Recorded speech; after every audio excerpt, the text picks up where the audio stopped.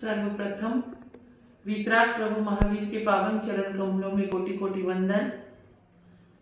परम श्रद्धेय, परम वंदनीय, परम आराध्य पूज्य आचार्य भगवंत, उपाध्याय भगवंत एवं मेरे श्रद्धा के केंद्र पूज्य गुरुदेव श्री रमणीक मुनि जी महाराज साहब, गुरनी मैया महासाध्वी श्री पवन कुमारी जी महाराज साहब के पावन चरण कमलों में कोटि कोटि वंदन।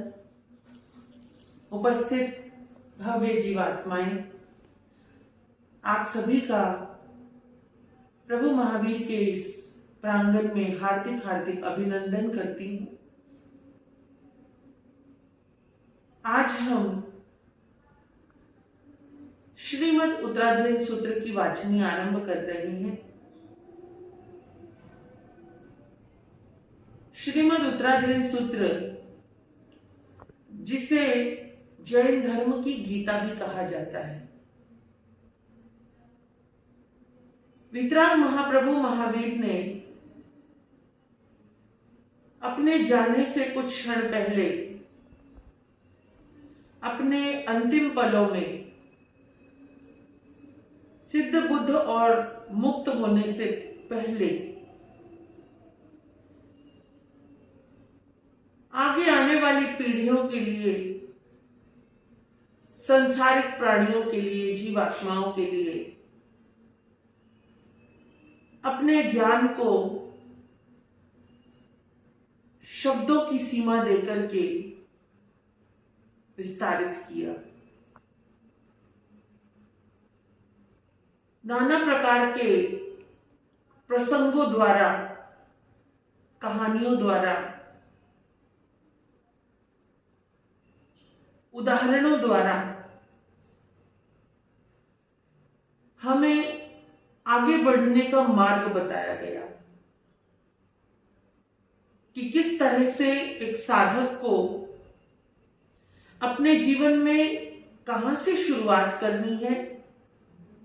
अगर वो मोक्ष जाना चाहता है, तो मुक्त होना चाहता है, संभाव में रहना चाहता है, सम्यक्त्व में रहना चाहता है, क्यों ये सभी प्रसंग उसके लिए आवश्यक है। अध्ययन तो 36 हैं, लेकिन 36 अध्ययनों में ही प्रभु ने जीव को, ये कह दूं आसान शब्दों में, हमें मार्गदर्शन दिया और उस मार्गदर्शन के साथ साथ एक सिलेबस बना के दिया। क्योंकि भगवान के जाने के बाद, भगवान के मुक्त होने के बाद हमारे अंदर बुद्धि की, ज्ञान की, धर्म की, त्याग की न्यूनता रहेगी। उस न्यूनता में अधिकता बनाए रखने के लिए, उस न्यूनता में मुक्त कैसे हो सकते हैं। शक्ति कम है, बुद्धि कम है, विरक्ति भी कम है, फिर भी किस तरीके से संबल हमारे हाथ में आए और उस संबल से, सहारे से एक शक्तिहीन व्यक्ति भी आगे बढ़ जाए, मुक्त हो जाए, मुक्त होने की कल्पनाएं संजो करके उस मार्ग पर बढ़ जाए। यही एक भगवान के इस उद्बोधन का सार है। आइए शुरू करते हैं श्रीमद् उत्तराध्ययन सूत्र का प्रथम अध्ययन, जिसका नाम है विनय श्रुति। संजोगा विपमुखस अणगारस विखुणो विनयम पाउ करी सामी आनुप सुने हमें आना निर्देश करे गुरुण मुवाय कारे इंगियागार संपन्ने सेविनीयेति उच्चै आना निर्देश करे गुरुर्मनो अवाय कार्य पढ़िनीय असंबुद्धे अविनीयेति उच्चै। प्रभु कहते हैं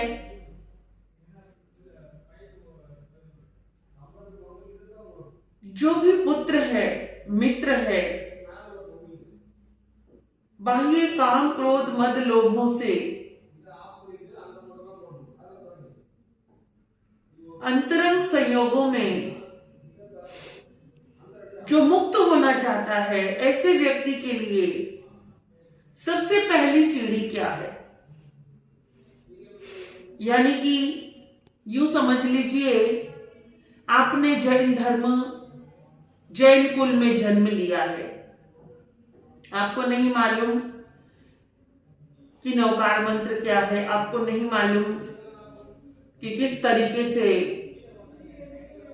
गुरु सेवा की जा सकती है, किस तरीके से सम्यक्त्व की प्राप्ति करके आगे बढ़ सकते हैं, क्या क्या चीजें हमारे जीवन में उपयोगी हैं। तो सबसे पहला स्टेप बताया, कदम बताया कि कहां से शुरुआत की जाए। हम जैन कहलाने को तो जैन होते हैं, लेकिन वास्तव में क्या हम जैन हैं? क्या हमें जैन पद्धति मालूम है?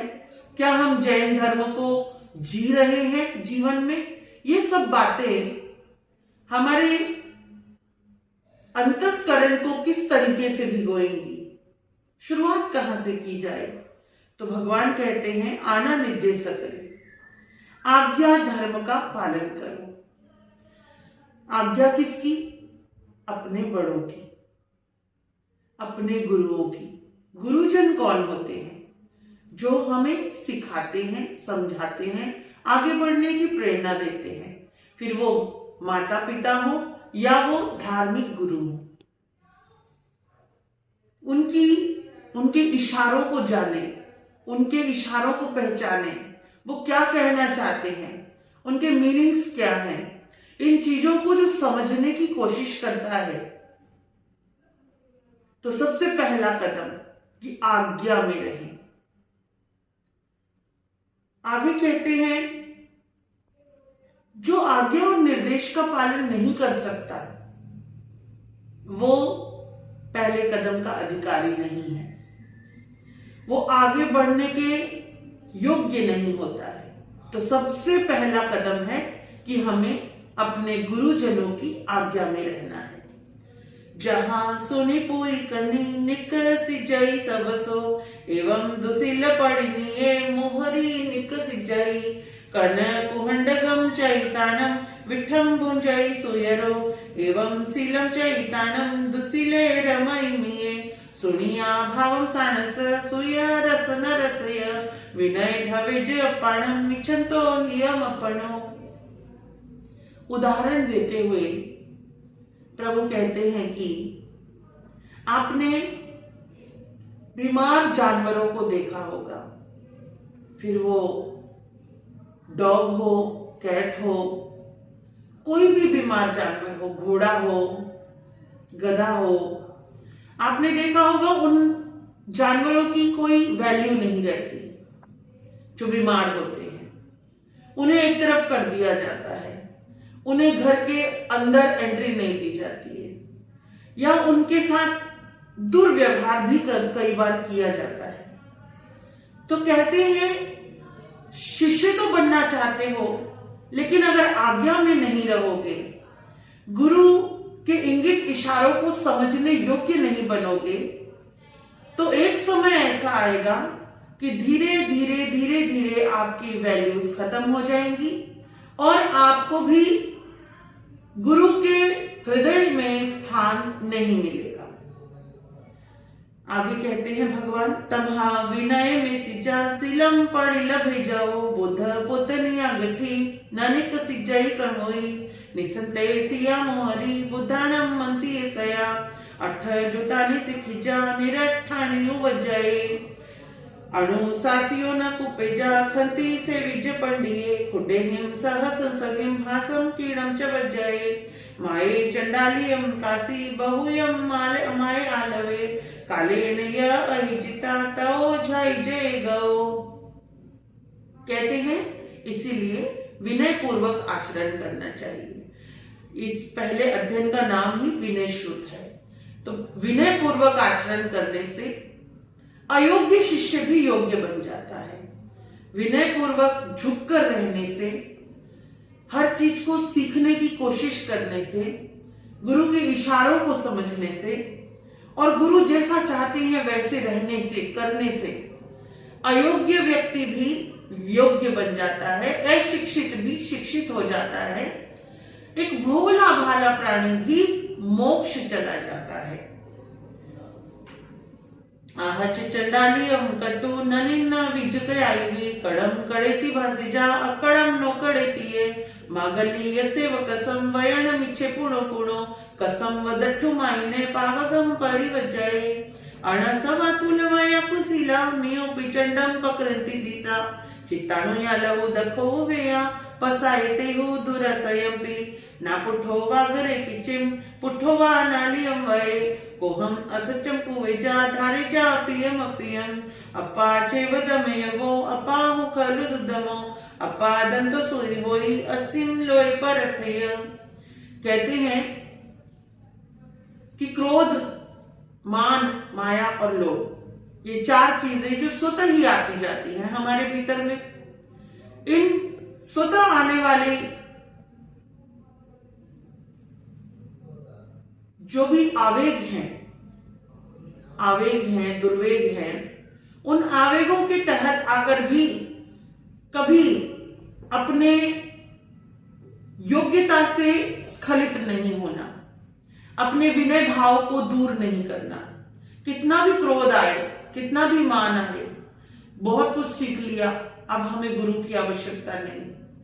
कितनी भी माया आए कि किसी ना किसी तरीके से बाय हुक बाय क्रुक में गुरु से कुछ ना कुछ सीख लो, कपटी बनकर के सीख लो, पहले विनय का ढोंग दिखाऊं, बाद में फिर अपना रूप बताऊं, ऐसे नहीं करना। लोभवश कि बहुत सारा लालच है, आज इस संप्रदाय का भी सीख लूं, कल उस संप्रदाय का भी सीख लूं, आज इसे गुरु बना लूं, कल उसे गुरु बना लूं, ये वाले कार्य भी नहीं करने। क्रोध, कितना भी क्रोध आए, गुरु की कोई बात अच्छी नहीं लगी, उनकी बातों से आपका दिल कहीं दुखी हो रहा है, उस चेले को तो बहुत अच्छा बना दिया, मेरे को तो कुछ नहीं देते, है ना, ये सब चीजें सोचकर भी हमें गुरु के प्रति अश्रद्धा का भाव नहीं लाना। आगे कहते हैं अपा चेव दमेयवो, कि अपनी हमारी जो आत्मा है, क्योंकि ये अभी बहुत सारे संसार में फंसी हुई है, हमें तो एबीसीडी भी नहीं मालूम कि हमें पहला कदम कैसे उठाना है, लेकिन बाहरिक वातावरण, बाहरिक व्यवहार से हमें बहुत सारा ज्ञान भी मिलता है। आत्मिक ज्ञान नहीं, बाहरिक व्यवहारिक ज्ञान, जिसके तहत हमें ऐसा लगता है कि हम बहुत समझदार हैं। तो वहां पर कहते हैं कि अपनी उस दुष्ट आत्मा का दमन करना चाहिए कि नहीं, अभी मुझे तो आत्मा के भीतर की चीजें जाननी है, तो उसके लिए मुझे बाहरिक वातावरण का मेरे ऊपर प्रभाव नहीं आना चाहिए। वरं में पदंतो संजय में न तवे नय माहम पर ही दमंतो बंधन नहीं बहिये। और ये कैसे होगा? तो कहते हैं संयम द्वारा, तप द्वारा अपनी आत्मा का दमन कर सकते हैं। आत्मा के ऊपर जो कषाय आ रहे हैं, आवेग आ रहे हैं, उनको आप रोक सकते हो। परिणीयम च बुद्धाणम वाया अदुवकम मुणा अभिवजैव रहस्य नेव कुजकयायि न पखौ न पुरौ नेव किचा न पिठौ न चुंजे उरुणा उरुम सयने न पड़ी सुने नेव पलथियम कुजा पख पिंडम च संजय पाए पसारे वावी न चिट्ठे गुरु नंतिये आयरिये हिम वाइतो तुसी नियो न के आएगी पाए पसाए पे निया गठी उव चिट्ठे गुरुम सया। विनीत शिष्य जो होता है वो एकांत में अपने मन को समझाता है और जैसा गुरुजन कहते हैं उनके प्रतिकूल आचरण नहीं करता, उनके अनुकूल बनने की कोशिश करता है। आलवंते लवंते व ननिसी यजकयायि चयुण मासनम धीरो जहो जुक्तम पड़ी सुने आसन गओ न पूछे जा नेव सिज्जा गओ कयाई आगम कुक्कुड़ो संतो पूछे जा पंजली उड़ो एवं विनय जुतस सुत मत्थम च तदुभयम पुच्छ मानस शीस सवागरि जिजहा सुयम मुसम परिहरे विकुनय ओ हारिणिम वये भाषा दोषम परिहरे मायम च वज्जय सया नले वैज्य पुत्रो सावजम न निरठम न ममयम अपनठा परठा उभय संतरेणवा समरेसु आकारेसु संधिसु यमः पहे एगो एगथि सदिन्नेव चिट्ठेन संलवे जम्मे बुद्धाणु सासंति सीण फरुसेणवा मम लाभति त्विहाय पयाओ तंग पडिसुने अणुशासनम वायम दुक्कड़सये चोयणम हियं तंगमन्नाई पन्नो वेसम होई असाहुणो हियं विगय भया बुद्धा फरुसंपि अणुशासनम वेसम तंग होई मूढ़ानम खंति सोहि करंपयम आसने उव चिट्ठेजा अनुच्चय कुवे धीरे अपुठाई निरुठाई निसी जपकुकुवे कालेन निखमे भिखु कालेन यपडिकमे अकालम च विवजिता काले कालम समायरे परिवाड़ीयेन चिट्ठेजा भिखु दत्ते सनम चरे पडिरुवेण एसिता मियम कालेन बखये नाई दुरमणा सन्ने नन्ने सिंचकु फासओ एगो चिट्ठेज भतठा लंगिता तंगना इकमे नाई उच्चे वनिये व नासन्ने नाई दुरओ फासुयम पर कड़म पिंडम पड़ी गहे जे संजये अप पाणे पबियमी पड़ी छिन्नमी संबुडे समयम संजयम भुंजे अजयम परिसाडियम सुकड़िति सुपकिति सुछिन्ने सुहड़े मड़े सुनिठिये सुलदिति सावचम वज्जय मुनि रमये पंडिये सासम हयम बद्धम ववाहाय बालम समयी सासंतो गलिय संववाहाय खडुया में चवेड़ा में अकोसा यवाहाय में कल्याण मनु सासंतो पावदिठति मन्नई पुतो में भाई नाईति साहु कल्याण मन्नई पावदिठी अपाणम सासम दासीति मन्नई न कोवये आयरियम अपाणम पीन कोवये बुद्धो वघाई नसिया नसिया तो तग वेसाये आयरियम कुवियम नच्चा पति एण पसाये विज विज पंजली उड़ो वये जन पुनोतिये धम्मजियम च व्यवहारम बुद्धेहिम आयरियम सया तमायरंतो व्यवहारम गर्भम नाभिगच्छति मनोगयम वकगयम जानितायरि असौ तंग परिगिज वायाय कमुणा उव वायाय वित्ते अचोये निच्चम किपम हवै सुचोये जव वैठम सुकयम किचायम कुवै सया नचनमय में हावि लोय किति से जाये हवै किचान शरणम भूयाणम जगई जहां पूजा जस पसियंतो समुदप्पु संतुया पसन्ना लाभई संति व्यूल मठियम सुयम सपुज सते सुविणीय संशय मनो रोई चिठाई कम संपया तव समायारी समाहि समोड़े मह जोई पंच वयाई पालिया सदेव गंधव मनुष्य पुये चैतु देहम मल पंक पुवयम सिदेवा हवै सासये देवे वा अपराय महिडियेति भेमी। कहते हैं कि एक शिष्य को कैसे विनयवान बनना है, तो सबसे पहले उसे जीने का और रहने का तरीका आना चाहिए। गुरु के ज्यादा आगे ना चले, गुरु के ज्यादा पीछे ना चले कि वो बहुत पीछे रह गया और गुरु बहुत आगे निकल गए। गुरु के बिल्कुल बराबर में सट के ना चले, है ना, धक्के मार मार के ना चले। बैठे तो बिल्कुल घुटने पे घुटना चढ़ा के बैठ रहा है, मेरे पास तो जगह ही नहीं है, आप तो बैठ गए हो, है ना। बहुत पीछे भी ना बैठे कि गुरु का हाथ लगे तो सीधा उस पर जाए। गुरु के आगे ना बैठे, गुरु के सामने ना बोले, गुरु बोले तो प्यार से विनय से बोले। ये सब बातें जो हमारे जीवन को श्रेष्ठ बनाने वाली बातें हैं, हमारा जीवन किस तरीके से विनयवान होना चाहिए, ये सारी बातें प्रभु ने इसमें बताई हैं। और जो शिष्य गुरु के इंगित इशारे को समझता है और जो शिष्य ये समझ जाता है कि मेरे गुरु को किस समय क्या चाहिए, इसका मतलब ये नहीं है कि हम गुलामी कर रहे हैं, गुलामी नहीं कर रहे। ये हमारा पहला कदम है जो भगवान महावीर ने बताया है कि पहले आपको एक शिष्य बनना है, और शिष्य अगर आप बन गए तो आप आगे बढ़ने के योग्य बनते हो।